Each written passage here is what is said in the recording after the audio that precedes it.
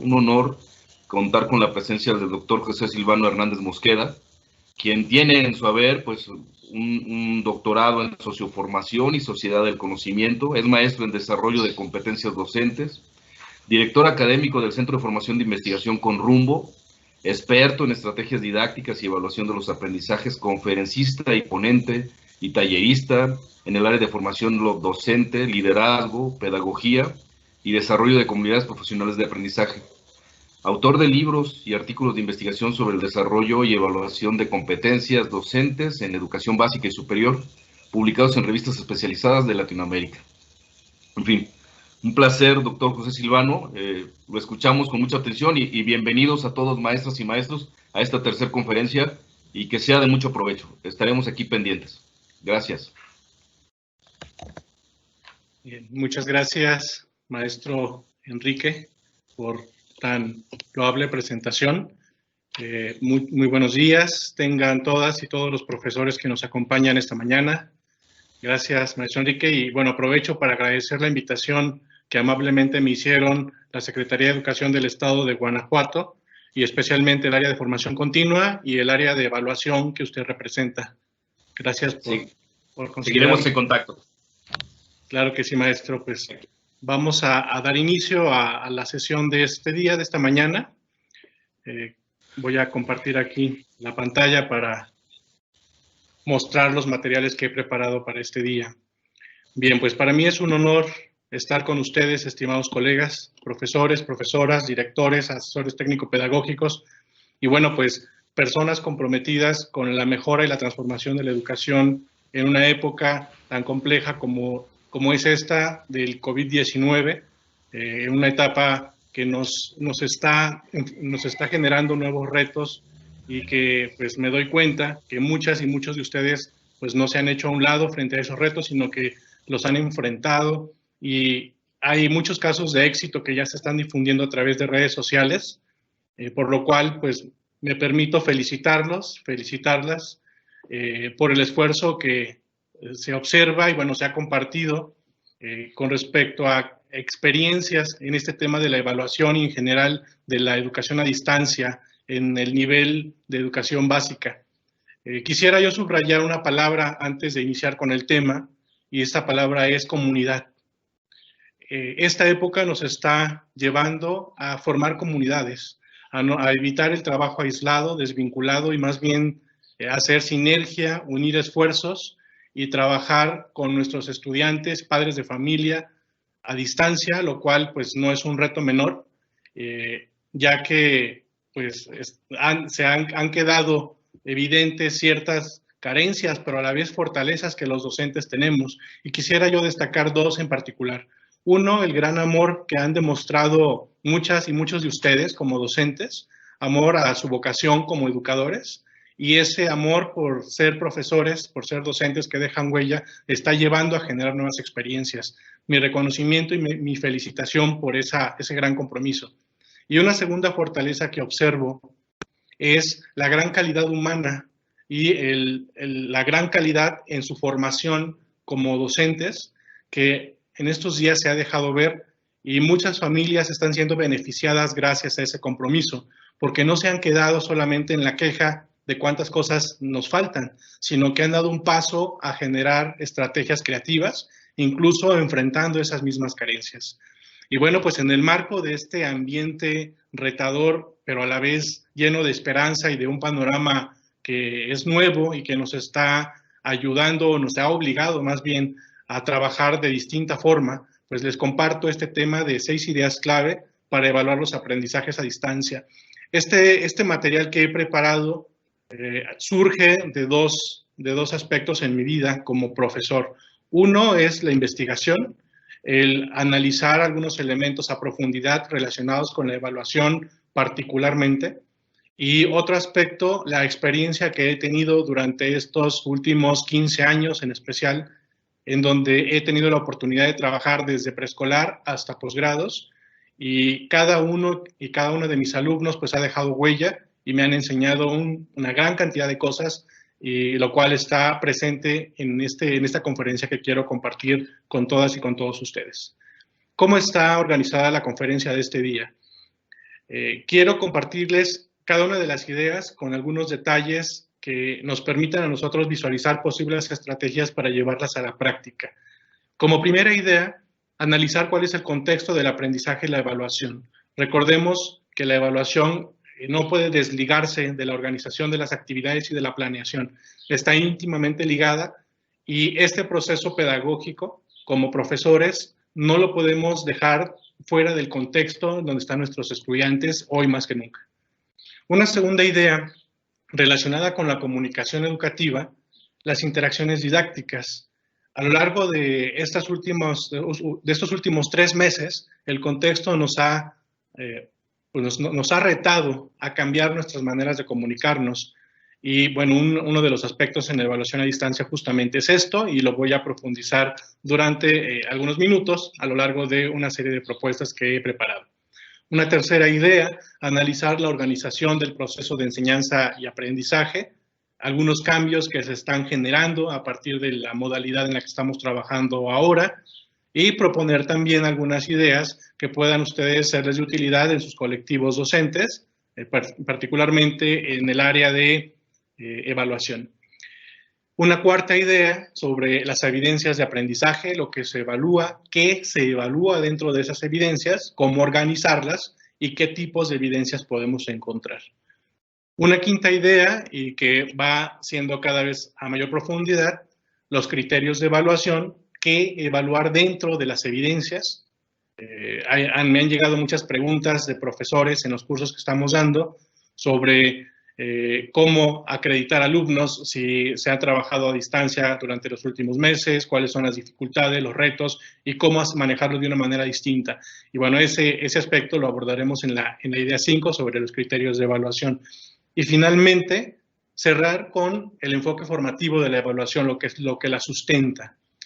Les propongo la agenda, estas 6 ideas, porque desde mi punto de vista es lo que no podría faltar en el proceso de evaluación de todas y de todos ustedes, no solo en esta época de confinamiento, sino más bien que de aquí en adelante la educación ya cambió y la evaluación tendrá que asumir también nuevas formas y tener nuevos elementos para poder realizarlo. Bueno, pues vayamos a la primera idea clave, el contexto del aprendizaje y la evaluación. Recordemos que hasta hace unos meses, pues el profesor, la profesora, pues ha estado interactuando con sus estudiantes en un marco, en un espacio denominado escuela. En esta escuela, pues la organización ya está definida, los tiempos están organizados, la manera de interactuar ya está establecida y ya se cuenta con una estructura definida en la mayoría de los aspectos. Sin embargo, pues la familia se había quedado un poco al margen, algunas familias participando de una manera muy activa y proactiva dentro del proceso de aprendizaje de sus alumnos, otras familias un poco más lejanas, y bueno, pues en la medida de las posibilidades y de su formación también de los padres, pues se han involucrado o no en el proceso de enseñanza y aprendizaje de sus hijos. Sin embargo, con esta situación del COVID-19, pareciera que los límites entre la escuela y la casa se rompieron. La casa entra también a formar parte del espacio de aprendizaje de los alumnos y esto amplía el espectro de relación del docente. Ya no solamente se relaciona con sus alumnos dentro de un aula, ahora también se implica a los padres de familia en esta interacción, lo cual pues no se había dado en muchos casos de una manera pues tan frecuente o tan cercana como lo ha sido durante los últimos 3 meses. Y esto pues a nosotros como profesores implica algunos cambios en nuestra dinámica y en nuestra manera de interactuar con nuestros alumnos. Por lo tanto, podríamos decir que bueno, la vida cambió, las casas de nuestros alumnos cambiaron, en la gran mayoría de ellas, y ahora podemos encontrar algunos de estos elementos dentro de los hogares, incluso de nosotros como profesores con nuestros propios hijos, en donde la casa ya no nada más es un home office para muchas familias, sino también es un homeschooling para muchos alumnos. Y este proceso de transformación en la vida, que ha sido tan rápido y pues de una manera inédita para lo cual no estábamos preparados, ni padres de familia, ni alumnos, ni docentes. ¿Qué sucede con el docente en este contexto? El docente no se maneja solo, tiene una autoridad con la cual pues organiza el colectivo escolar, que es el director, y a su vez esta figura directiva tiene una persona que está al pendiente de su zona, que es el supervisor. Y en esta interacción, todos al mismo tiempo nos preguntamos cómo se hace esto de trabajar a distancia. Cabe mencionar que ninguno de nosotros, ni el docente, ni el director, ni el supervisor, tenía todas las respuestas en la mano. Por lo cual es una pregunta que ha aparecido de manera simultánea en todos los niveles, en donde cada una de estas figuras ha hecho lo mejor que ha podido con lo que en este momento la realidad nos encontró. Sí, podríamos decir que podríamos ser mejores, que podríamos tener otras cosas, y aquí salen muchos temas referentes al sistema, a la infraestructura, etc. Sin embargo, pues esta es nuestra realidad, así nos encontró el COVID-19 y esto es lo mejor que podemos hacer con lo que tenemos, podríamos decir, muchos directores, supervisores y profesores aquí presentes. Pero no bastó, no queda ahí. No solamente esto afectó al docente, al supervisor y al director, sino también afectó al estudiante, a su familia y a la situación de confinamiento que está viviendo, en donde hay problemas de desempleo, hay algunas crisis también por pérdidas humanas dentro de las mismas familias, y tanto el estudiante como sus padres se preguntan qué está sucediendo.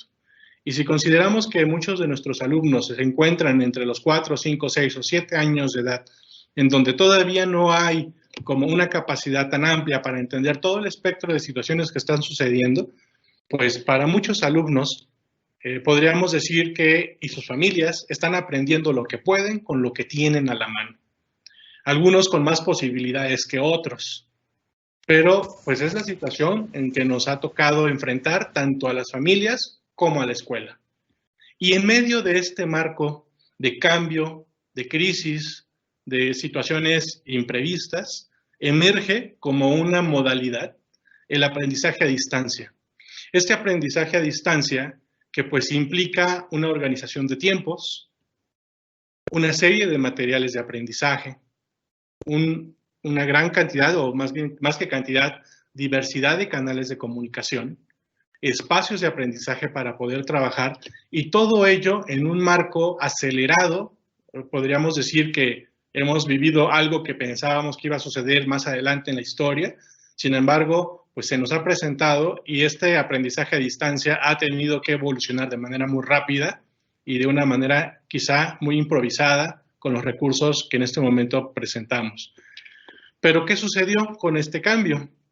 Que para que haya un aprendizaje a distancia necesitamos ciertas condiciones que no siempre logramos cubrir, ni los profesores, ni las familias, ni las autoridades educativas, que sin embargo, ante esta situación hemos tenido que improvisar y hemos tenido que venirnos adecuando al contexto. Y de ahí mi reconocimiento a muchos profesores, directores, supervisores, que han desarrollado la resiliencia como esta capacidad de adaptación de una manera muy rápida. ¿Cuáles son las condiciones que el aprendizaje a distancia nos pide para que esto sea factible? Primero, que haya una planeación rigurosa, es decir, los profesores no podemos realizar actividades sin tener una proyección organizada, una secuencia, una situación que nos oriente hacia las metas que queremos alcanzar. Y este es un elemento clave. A muchas escuelas y a muchos maestros nos encontró con una planeación incompleta, porque quizá los tiempos nos agarraron ahí de bajada, y el confinamiento pues hizo que este elemento se complicara, porque tuvimos que enfrentar otras situaciones sobre la marcha. Además de que este aprendizaje a distancia implica materiales didácticos como soportes de contenidos para el logro de los aprendizajes. Tenemos el libro de texto, tenemos cuadernos, tenemos materiales y muchos recursos, de eso no me queda la menor duda. Sin embargo, la situación que muchas escuelas enfrentaron es que los materiales didácticos se quedaron en las aulas y ya no pudimos regresar a ellos. Doctor Silvano, sí. ¿Sería tan amable de mandar la presentación a pantalla completa, por favor? Y creo que no la están cambiando. No sé si usted tenga el control o lo tenga Diego. A ver, permítame. Déjenme ver. Gracias, doctor. Compartir. Permíteme un segundito. Compartir. Ahí está. ¿Ya se está viendo, maestro? Ya se está viendo, ahora nada más hay que mandarla a pantalla completa. Ahí ya la mandé a pantalla completa. ¿Sí se ve? Un segundo, hay que esperar porque esto tarda. Ahorita todavía no se ve a pantalla completa. No, es que hay que compartir la pantalla completa. O sea, primero lo manda a pantalla completa y luego comparte la pantalla completa. Ah, ok, perfecto. Entonces, permítame un segundito. Claro que sí. Gracias. Sí, ahí está. Ahora.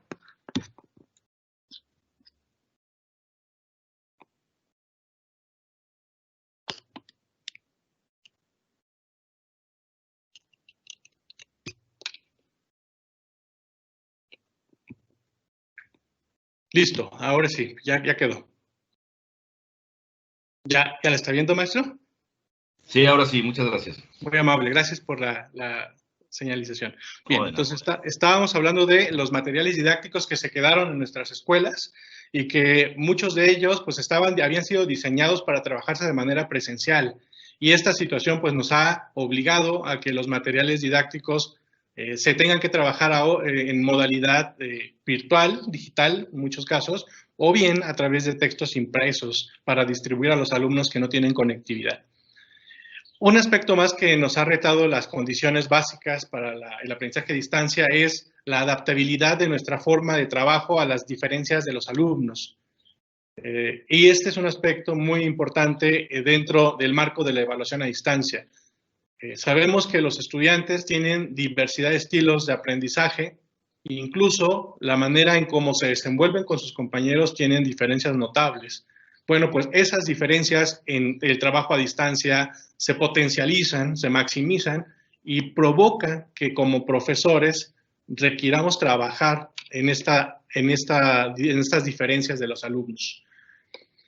Y bueno, pues la comunicación permanente, un elemento clave, y lo vamos a profundizar en la segunda idea que voy a mostrarles, es que para aprender a distancia se requiere un acompañamiento frecuente, constante, y esto, pues, al menos en educación básica, lo teníamos ya muy bien armado, pero de manera presencial. El cambio de modalidad también está impactando en este aspecto. Además de que el trabajo a distancia requiere brindar posibilidades de que el alumno se autoevalúe. Y quizá muchos de ustedes me preguntarán, bueno, pero si ni siquiera me envían sus trabajos, ¿cómo se van a autoevaluar, verdad? Bueno, pues esa es una característica que efectivamente tendremos que profundizar en un momento más. ¿Cuáles son los elementos que habría que analizar para que el alumno envíe sus trabajos? Porque estamos en un escenario un tanto complejo, incluso desigual en cuestiones de oportunidades y de comunicación, pero aquí lo importante es que necesitamos desarrollar la creatividad y algunas habilidades que nos permitan también acercar al alumno materiales que puedan brindarle esta posibilidad de autoevaluarse. El docente, ante esto, enfrenta principalmente dos retos. Uno, formarse en la elaboración de materiales y diversificación de las actividades. Entiendo y yo estoy seguro que una gran parte de ustedes, profesores, profesoras que nos están acompañando en esta sesión, ya se han formado en esos dos elementos. Sin embargo, el llevarlos a la práctica con los alumnos requiere además un proceso de apropiación, de manejo, incluso de creación de nuevos materiales que hasta este momento pues no hemos trabajado.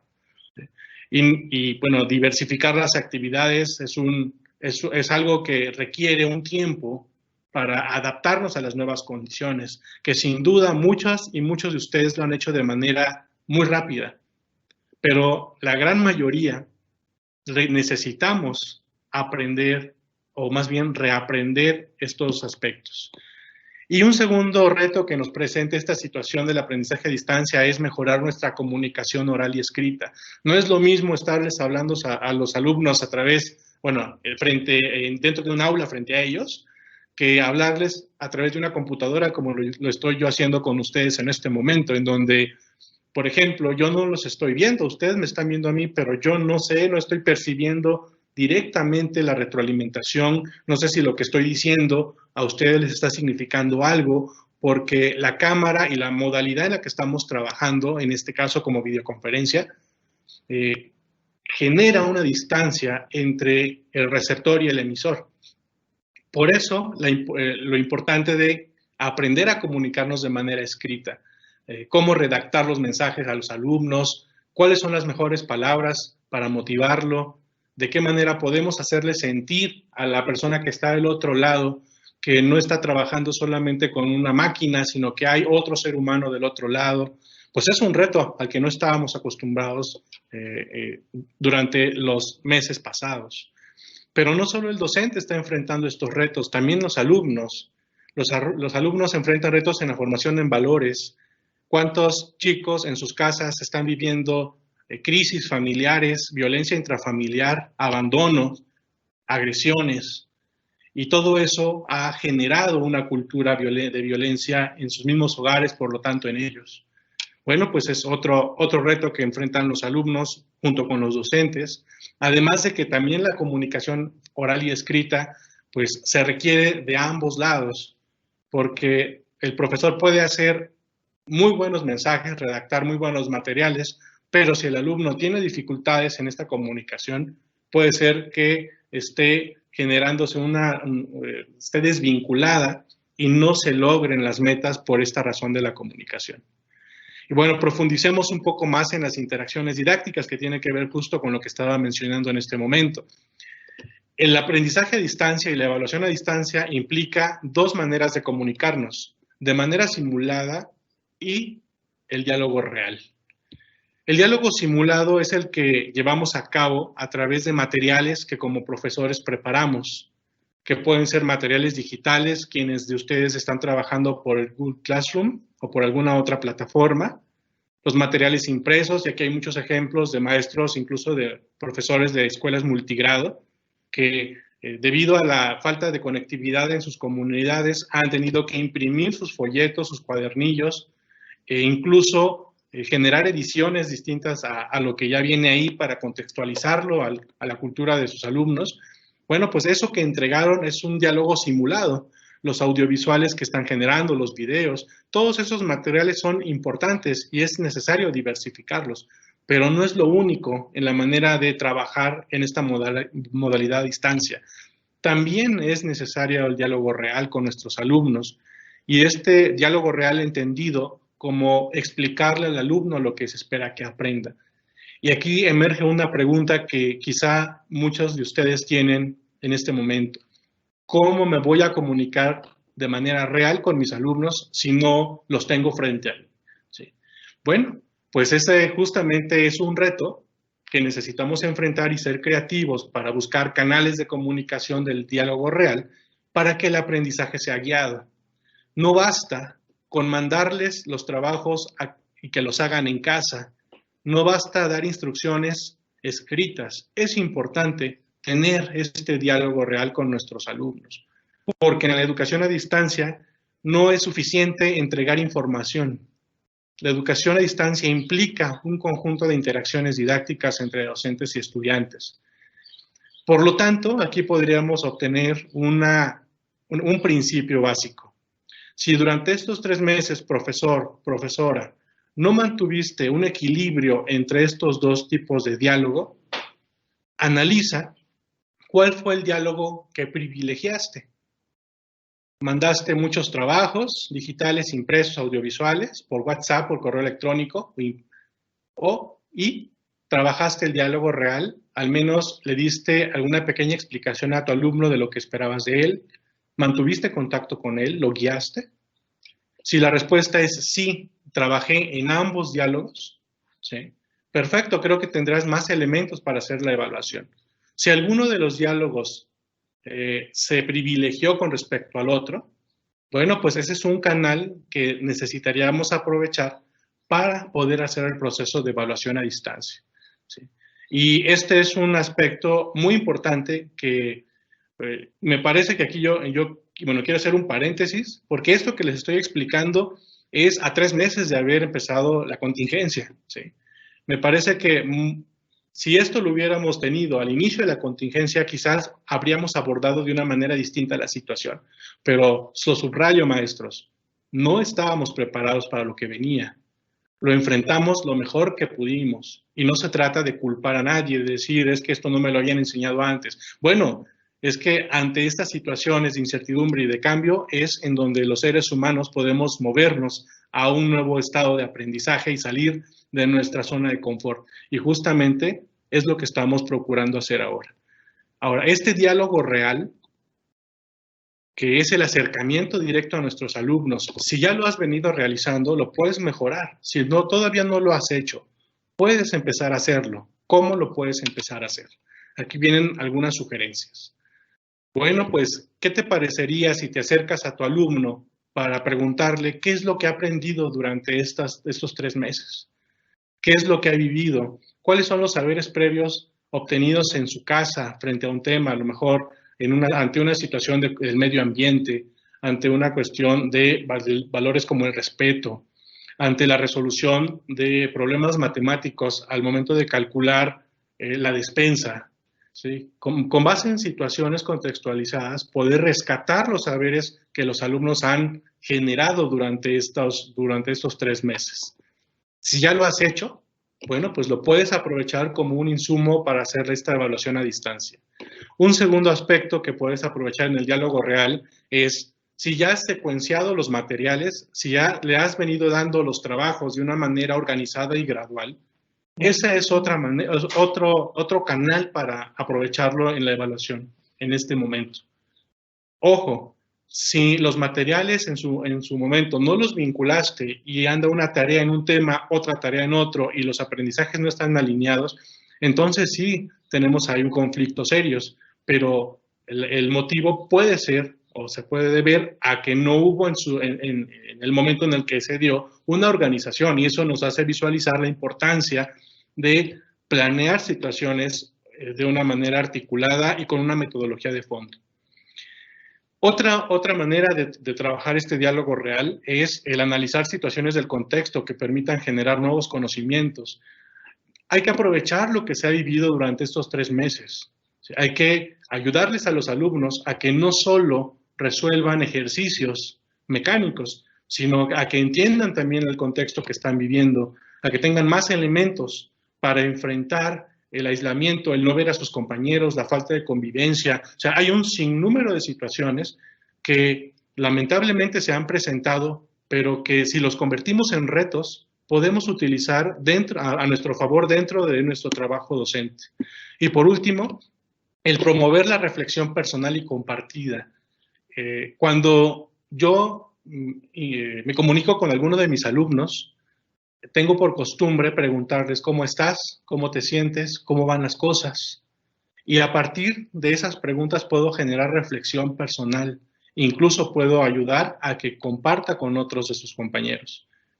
Yo te preguntaría, maestra, profesor, asesor, director, durante esos 3 meses, ¿le has preguntado a los alumnos, a los papás, cómo se sienten, qué están viviendo y están promoviendo la reflexión personal y familiar? Si ya lo están haciendo, es otro insumo para el proceso de evaluación. Todos estos elementos tienen sentido si se organizan, si se consideran dentro de nuestra práctica, y es aquí en donde los profesores no podemos continuar planeando nuestras clases como lo hacíamos antes. Necesitamos organizar procesos de enseñanza y de aprendizaje con base en características o en aspectos que centren el proceso de enseñanza de acuerdo a las necesidades de los alumnos. Es en donde el currículum, los planes y programas de estudio toman forma y aterrizan en contextos específicos. Les presento en la tabla que tienen en su pantalla 7 posibles indicadores tomados de un autor que, bueno, no son tomados, son adaptados, de Sarramona del 2001. Es un investigador de España, pero que al estar revisando su investigación me di cuenta que el trabajo que él tiene pues es muy valioso para nosotros ahora, adaptándolo a las características de educación básica. Porque si ustedes revisan estos 7 elementos, todos ellos tienen que ver con las características de los alumnos, los estilos de aprendizaje de los alumnos, la diversidad y la comunicación. Si nosotros enfocamos nuestras prácticas en estos 7 elementos, tendríamos algunos aspectos que pudieran convertir en fortalezas esas áreas que todavía vemos ahí como vulnerables dentro de este proceso de transformación. Por lo tanto, podríamos decir que la educación a distancia fue concebida especialmente para los sujetos adultos. Y esto ha provocado que el futuro nos haya alcanzado en 3 meses. ¿Cómo hacer que la educación a distancia, pensada para sujetos que buscan autoformarse y autodireccionar su desarrollo, ahora también se trabaje con pequeños en educación básica desde nivel inicial hasta adolescentes de secundaria, con alumnos, con estudiantes que van a escuelas de educación especial, a USAER, SACAM, a escuelas multigrado, a educación inicial, incluso que trabajan en la educación física en los distintos niveles, y también considerando a los padres de familia, que muchos de ellos y ellas son parejas jóvenes, que no tienen todavía la experiencia para apoyar a sus propios hijos, familias de padres que tienen 22, 23, 24 años y que lo único que sabían era dejar a su hijo con el profesor para que lo educara, y ahora han tenido que asumir esa responsabilidad que anteriormente estaban ahí como en stand-by. Familias que tienen a sus hijos en escuelas públicas y privadas, el cambio de rutina que ha provocado toda esta situación. Si lo vemos, pues la evaluación a distancia es una herramienta, es un proceso que implica a todos, que no solamente el profesor está inmerso. Ahora, como sugerencias para organizar este proceso de enseñanza y aprendizaje, tenemos algunas estrategias. Una de ellas son las aulas diversificadas, que seguramente más de alguno de ustedes ya conoce y ha tenido la oportunidad de revisar en la literatura pedagógica. Pero también tenemos el DUA, el Diseño Universal para el Aprendizaje, que busca lograr un currículo flexible para todos, considerando variedad de medios de expresión y medios de actividades motivadoras. Pero también emergen los proyectos formativos como esta estrategia para resolver problemas de retos del contexto de los alumnos, que implican colaboración, ejecución y socialización. Bueno, me parece que el problema de los maestros no es que carezcamos de estrategias. Creo que tenemos una gran cantidad, un menú muy amplio de estrategias para trabajar. Ahora lo que necesitamos reaprender es cómo enfocarlas en la práctica. No basta conocerlas, hay que ponerlas en marcha y visualizar cuáles de ellas son las que nos pueden ser viables de acuerdo a las condiciones y a las características de nuestros alumnos. Y con esto quiero pasar a lo que se evalúa, a las evidencias. Ya pusimos el contexto, la importancia de la comunicación y el valor de organizar actividades, pero todo eso culmina en las evidencias de aprendizaje. Y a la vez, las evidencias de aprendizaje, si no se basan en un proceso de comunicación y en el contexto del alumno, se convierten en simples trabajos que se entregan y que se califican como entregado o no entregado.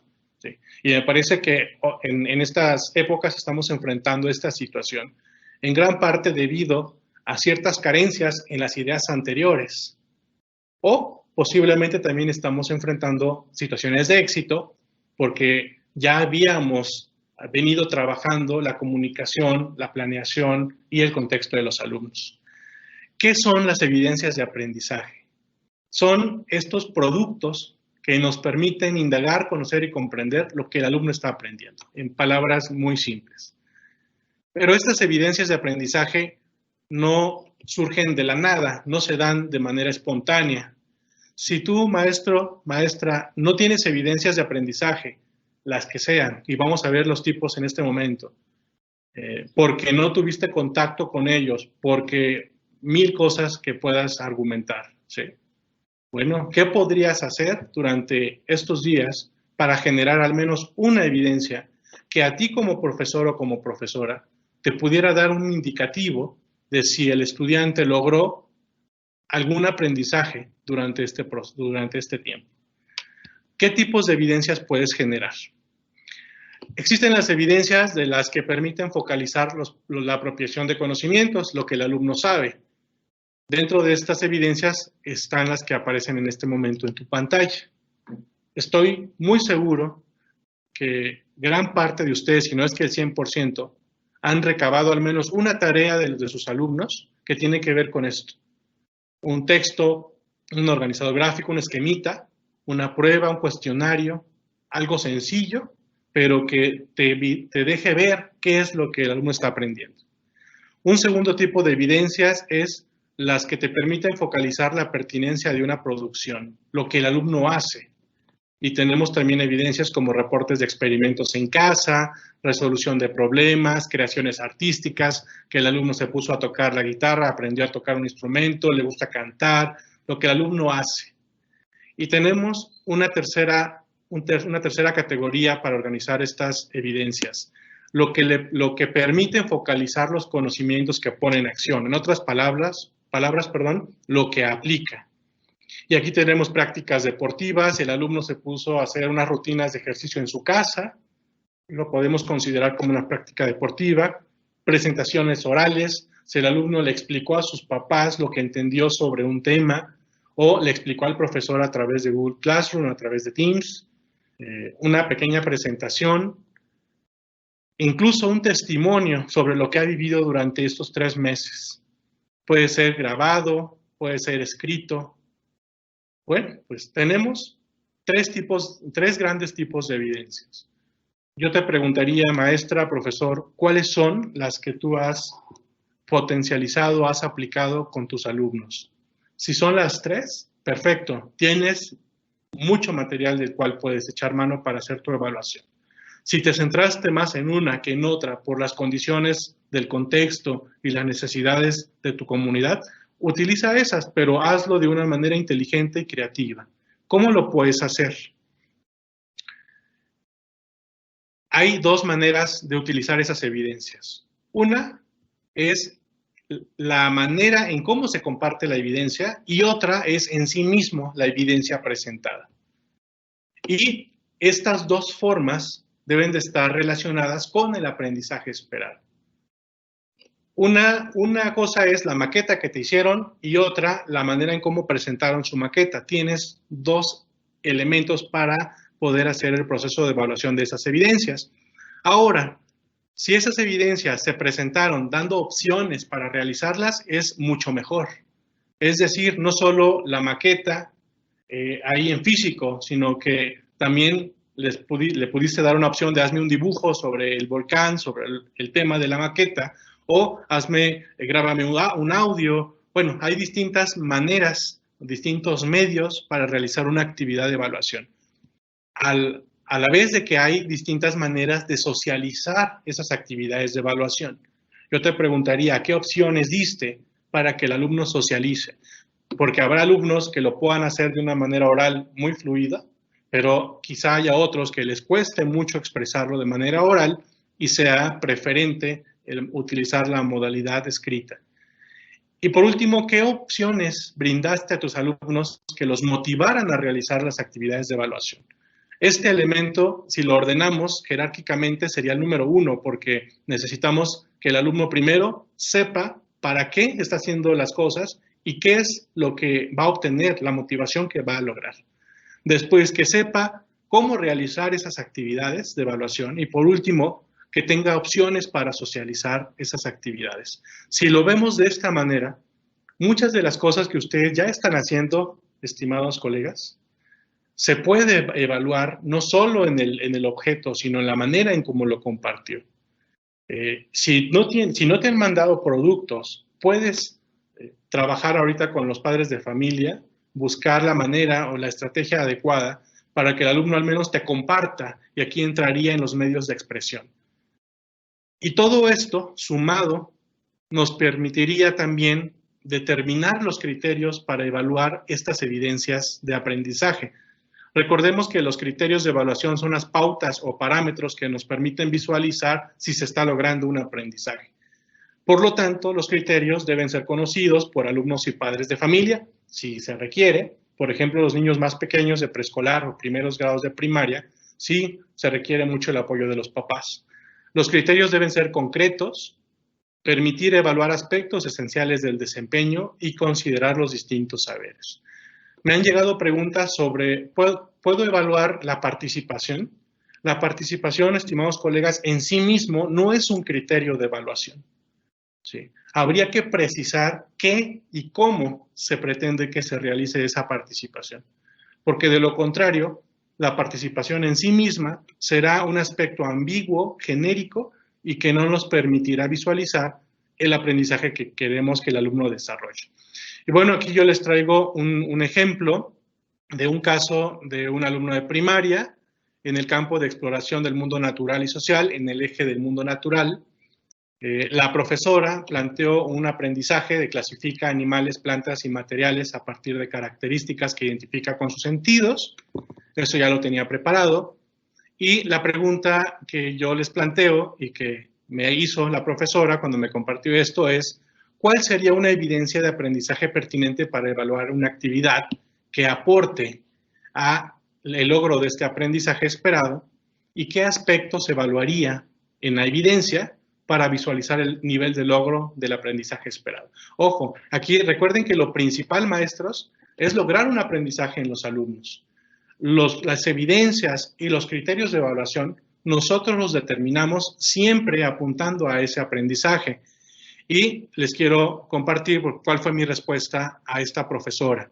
Como evidencias de aprendizaje posibles para evaluar este aprendizaje en particular, podría ser un video agrupando animales, si es que los alumnos cuentan con una cámara o sus padres cuentan con un teléfono celular, pueden grabar al alumno agrupando animales en su casa. O, pues, si no hay tecnología en casa, un dibujo, los tipos de animales que conozco. Y el alumno me dibuja los animales que conoce y de esa manera puedo ver la clasificación. O puede hacer animales de plastilina o de algún otro objeto que no sea tóxico y que pueda ayudar, que sea maleable, sobre todo para aquellos chicos que tienen mayor desarrollado su aprendizaje kinestésico.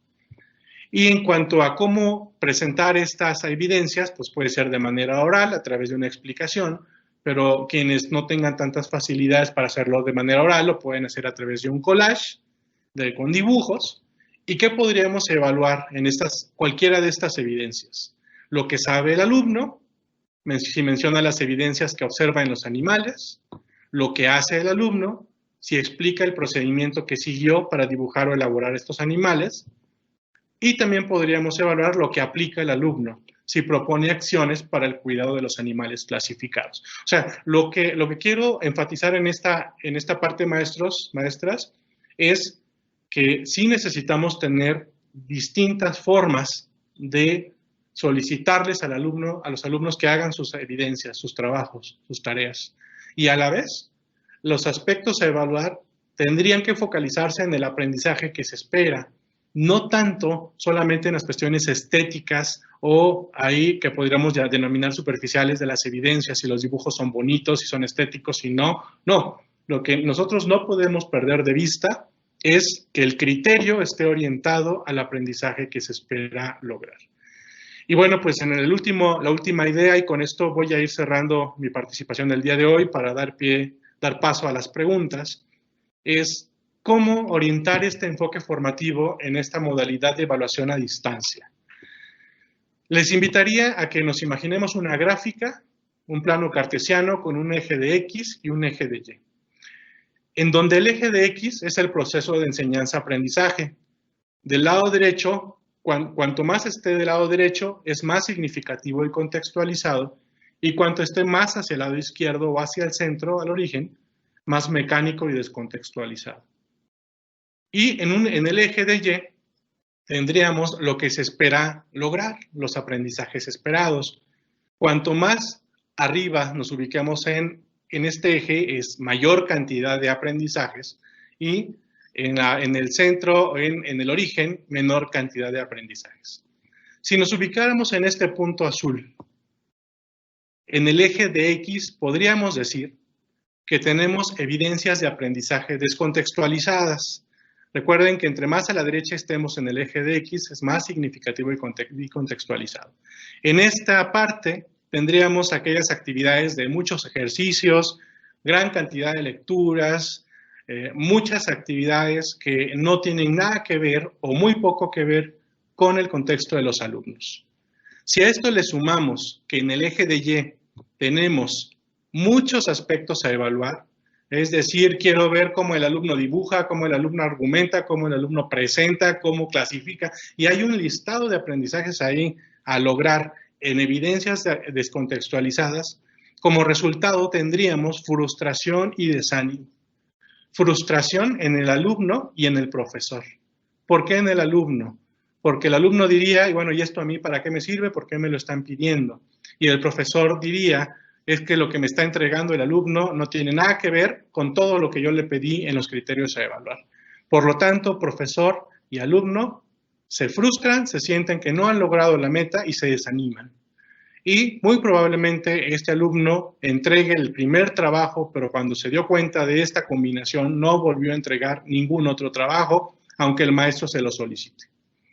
Si nos vamos al lado opuesto, trabajos, demasiadas evidencias, muchos trabajos que hacer, es más de 3 al día. Hazme un ensayo, hazme un resumen y un mapa mental. Extensas y con recursos invertidos, en donde los papás incluso en esta situación tienen que salir a comprar a la papelería, hojas, monografías, bueno ya las monografías no, se lo bajan de internet, y han invertido recursos, muchos productos. Si a esto le sumamos que en el eje de Y, los criterios, los aspectos a evaluar son muy poquitos y son confusos, porque quizá no se establecieron, no se le dijo nunca al alumno qué es lo que te voy a evaluar de eso que te pedí o de esas muchas cosas que te pedí. El resultado sería cansancio y malestar, y aquí entran los padres de familia. Porque si al padre de familia le pides que vaya y compre a la papelería algunos recursos didácticos y está viendo que su hijo todo el día o la tarde se la pasa haciendo trabajos, y esto me voy a enfocar en los alumnos más responsables, puede generar malestar incluso en los padres de familia. Y en el caso de los alumnos que no lo hagan porque no tienen apoyo de los padres y andan por ahí perdidos en la vida, bueno, pues con mayor razón no esperemos que hagan tantas cosas si tampoco buscamos el contacto con ellos de manera real. Y como resultado, cansancio y malestar. Cansancio del profesor y malestar de los padres de familia. Si nos ubicamos aquí en el centro, más o menos entre ninguno de los dos polos, sino buscando el equilibrio, tendríamos en el eje de X evidencias relevantes e integrales. ¿Qué significa eso? Tareas, actividades que los alumnos consideran y pueden visualizarse que tienen que ver con su contexto, y no en gran cantidad, sino que los mismos productos van llevando al alumno a que vaya avanzando y se vaya dando cuenta de lo que está aprendiendo.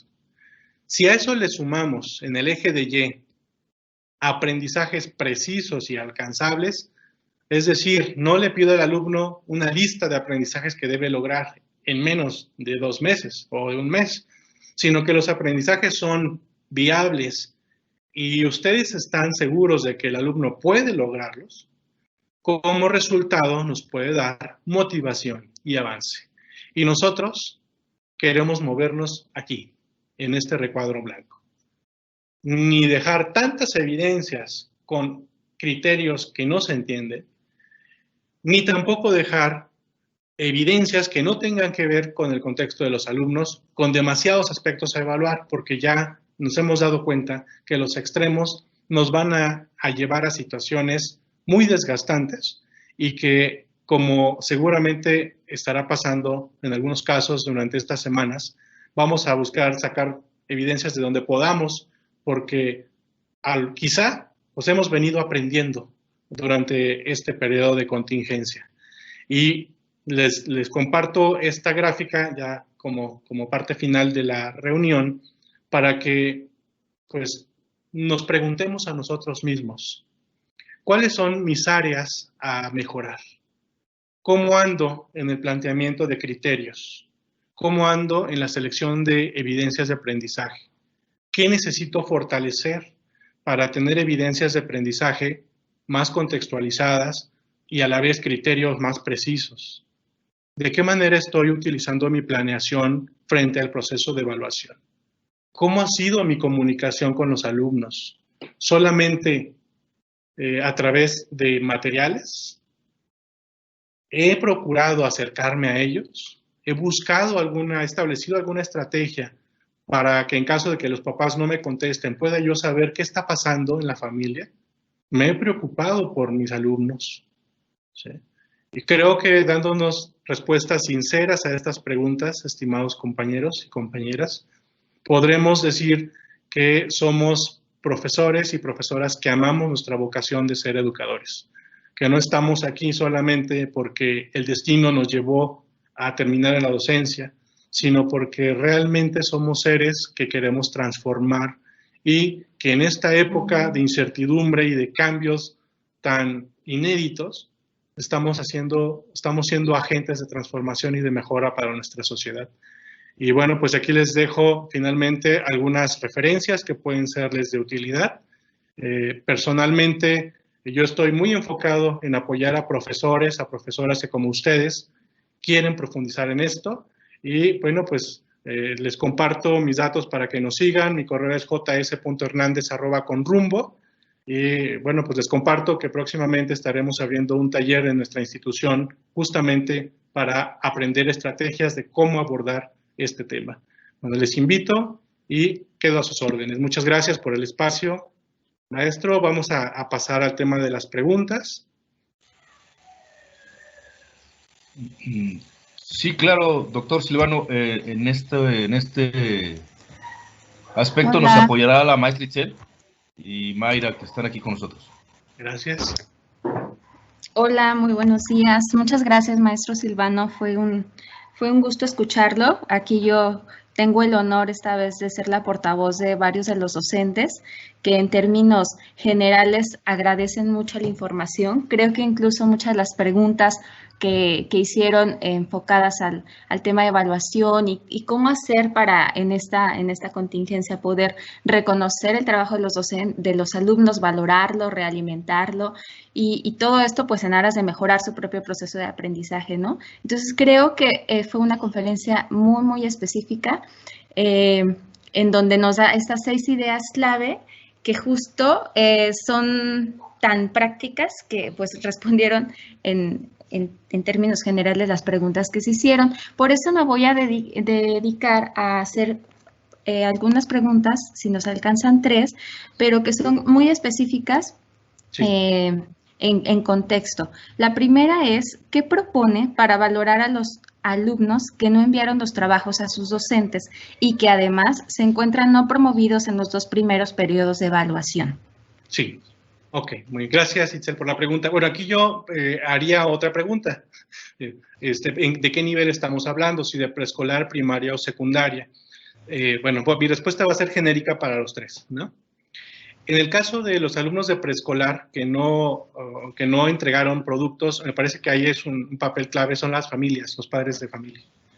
Creo que ahorita es un buen momento para hacer sinergia con ellos y si bien no dejar trabajos adicionales, porque me parece que en este momento ya sería como saturar a los alumnos, a sus familias y a nosotros mismos, sí pedirles su apoyo para que ellos puedan quizá compartirnos algunas evidencias, algún testimonio, ya sea de manera digital o de manera impresa o redactada simplemente por parte del padre de familia, de cuáles son los aprendizajes que ha observado en su hijo. Me parece que el hecho de que nosotros no hayamos estado frente a ellos, pero que sí podamos integrar al proceso de aprendizaje a los padres de familia es una magnífica oportunidad. Porque por un lado, ellos tienen en este momento la información a la mano, pero lo que no tienen son las herramientas para poder evidenciarla y es justamente el complemento que nosotros le podemos brindar. Yo sugeriría en eso, por ejemplo, esa estrategia en nivel de preescolar, ¿no? Incluso los primeros grados de primaria.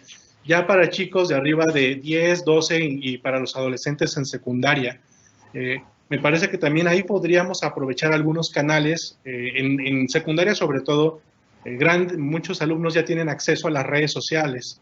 Poder, a través de redes sociales, aprovechar ese canal con ellos para pedirles si ya utilizan celular, si utilizan alguna herramienta tecnológica, que puedan compartirnos algún pequeño video o incluso algún dibujo, alguna evidencia tangible que a nosotros nos pueda ayudar a visualizar un determinado aprendizaje que hayamos establecido. Yo creo que eso es lo importante, ¿no? O sea, no es pedir evidencias por pedirlas, por salvar el año o por dar solamente una nota, sino que sea algo ligado a lo que nosotros pensamos que son los aprendizajes que pudieron haber logrado durante estas semanas. Recordemos que el aprendizaje no es exclusivo, no se circunscribe a los aprendizajes esperados del currículo. Esos son los principales aprendizajes que a través de la investigación y del sistema se nos proponen. Pero hay otros aprendizajes que se dan en la vida real, que tienen que ver con el proceso de desarrollo humano y de crecimiento de nuestros alumnos. Ahí es en donde entra la parte del ser creativos como profesores, ¿sí? El no solamente aferrarnos a un currículo, que lo ideal es que de ahí los podamos tomar, pero también podemos ser creativos y también podemos proponer aprendizajes que estemos viendo de acuerdo al contexto de nuestros alumnos. Espero haber respondido a la pregunta, Itzel. Sí, claro que sí, maestro. Algunos mencionaban que pues no tenían tampoco ese contacto con los padres de familia, pero también consideramos que lo van a tener eventualmente y que ahí también se puede rescatar toda esta información y esa corresponsabilidad para los alumnos. Yo creo que nos alcanza una más y esta es general, pero nos preguntan, ¿a qué se refiere usted cuando afirma que la escuela ya cambió? ¿Hacia dónde encamina esta antítesis? Sí, la escuela ya rompió las paredes que la separaban de las familias, de las casas. Ahora podríamos decir que cada casa es también es una célula de la escuela. No es la escuela porque la escuela es irreemplazable, ¿verdad? Pero sí es una célula que extiende la labor de la escuela. Por lo tanto, si los límites entre la casa y la escuela ya se han roto por esta situación que hemos enfrentado, los profesores necesitamos comprender cuáles son las implicaciones que eso trae para nuestra labor como profesores, ¿no? Algunas de las implicaciones, eso es justo lo que mencionabas de la relación con los padres de familia. Otra implicación tiene que ver con las actividades de aprendizaje que ya sabíamos que no se reducen al aula, pero ahora cobran más fuerza al involucrar a los hogares, ¿sí? Ese es un primer esquema que los profesores entiendo que ahorita estamos como procesando y tratando de aterrizar con acciones concretas. Otro aspecto que es un indicador de que la escuela ya cambió es la propia organización de los aprendizajes, el currículo, ¿sí? El currículo fue diseñado para que los aprendizajes que se logran le ayuden al alumno a ser un ciudadano con ciertas características que la sociedad de hoy necesita. Pues si la sociedad de hoy ya cambió en términos de higiene, de concientización, de cuidado del medio ambiente, de sentido de comunidad, de pertenencia, porque todo eso se ha enfatizado con el quédate en casa, ¿no? Que perteneces a una familia, que perteneces a una sociedad, por lo tanto, si te cuidas tú, nos cuidamos todos. Todos esos mensajes que llevan un sentido muy profundo de humanización, de recuperar nuestro sentir y nuestros valores humanos, implican que la estructura curricular con la que se han diseñado el sistema educativo también requiera de cambiar. Sin embargo, esta parte creo que va a ser una de las que va a ir más lentamente modificándose, porque conlleva procesos de investigación. Y aquí yo quisiera hacer una invitación a todas las profesoras y profesores que nos están viendo, Itzel, porque los principales investigadores en las escuelas son ellos, ¿sí? Si el sistema educativo se retroalimenta por los aportes que los maestros están haciendo y si nos comparten las experiencias que están enfrentando, estoy seguro que las autoridades educativas, como lo son ustedes en el estado de Guanajuato, a nivel federal y en otros estados, hoy más que nunca están ávidos de conocer experiencias de profesoras y profesores comprometidos como quienes hoy nos acompañan para retroalimentar el proceso de poder crear un nuevo currículo. Porque si el ciudadano que se está formando en las escuelas ya tuvo un cambio, porque las generaciones que ahorita están viviendo, los pequeños que están en confinamiento y que se están preguntando qué está pasando y sus papás les dicen es que no puedes salir porque hay un bicho allá afuera que es riesgoso, ya implica un proceso de transformación en la mentalidad de estos chiquitos. Y esto trae como consecuencia que cuando lleguen a la escuela tendrán otra manera de ver la vida, por lo tanto, otra manera de educar será la que necesitaremos los maestros. Y todo eso, ¿a quienes nos impacta? A los que estamos aquí presentes, porque ya no podremos realizar las actividades como lo veníamos haciendo, sino que necesitaremos investigar, generar procesos de innovación y poder compartirlos incluso con las autoridades para que esto no solamente nos beneficie a nosotros, sino que también pueda impactar a muchos otros maestros que requieren ese apoyo. Muchas gracias, maestro. Tenemos todavía muchos docentes conectados y hay una pregunta que se fue reiterativa y quisiera que les diera un tip a aquellos docentes que confían en esta evaluación formativa, pero que trabajan con muchas asignaturas, sobre todo enfocándonos a secundaria y con más de 500,000 alumnos. Un tip así muy sencillo o una motivación para ya cerrar. Perfecto. Bueno, la principal evaluación diagnóstica, Itzel y estimados maestros, es la que hacemos cuando le preguntamos al alumno qué aprendió, cómo se sintió y qué cambios notó en él y en su entorno.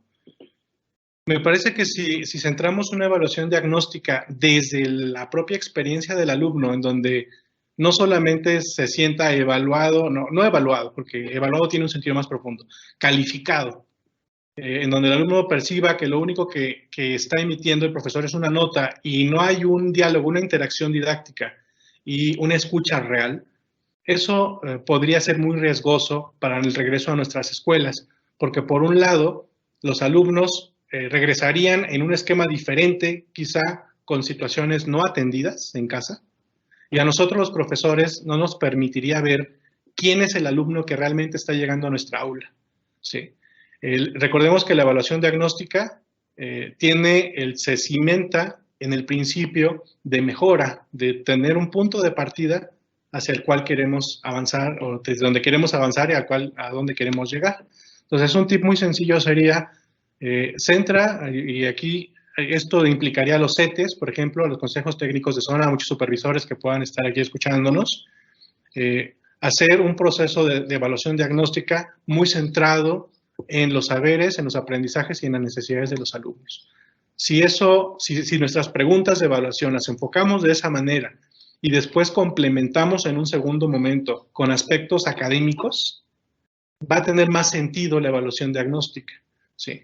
Pero ahorita angustiarnos por la cantidad de saberes que el alumno debió haber logrado y con base en eso emitir un juicio me parece que sería muy riesgoso y a la vez puede ser incluso desmotivante y frustrante para nosotros como profesores, porque muchos de los aprendizajes que lograron los alumnos no tienen que ver con algún asunto temático, sino tienen que ver con un entorno cambiante y con un desarrollo de habilidades en donde se va a potencializar mucho el saber ser, incluso más que el saber conocer, en donde podemos obtener información muy valiosa.